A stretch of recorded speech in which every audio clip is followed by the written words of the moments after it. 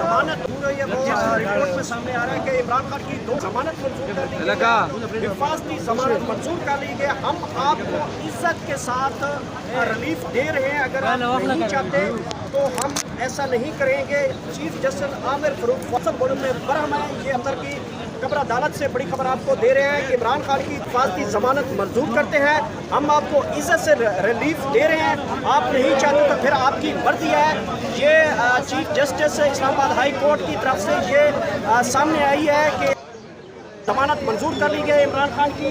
इस वक्त के मनाजर आप देख सकते हैं, सिक्योरिटी को हाई अलर्ट कर दिया गया है। ये ताबड़ी मनाजर आप देख सकते हैं, यहाँ पे इस्लामाबाद कमांडोज और RFC की तैनात को हाई अलर्ट कर दिया गया। इमरान खान के की हिफाजती जमानत मंजूर कर ली गई है।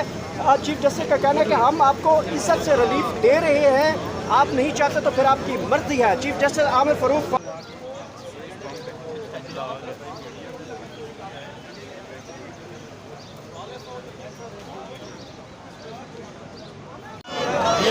देख सकते हैं तहरीक इंसाफ के काबिल तमाम तर बैरियर्स रुकावटों को हटाने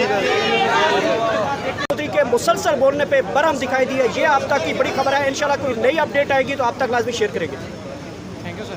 नारेबाजी इस वक्त की जा रही है, पुलिस की तरफ से हटाते हुए आगे बढ़ने की कोशिश कर रहे हैं, शरीफ नारेबाजी कर रहे हैं।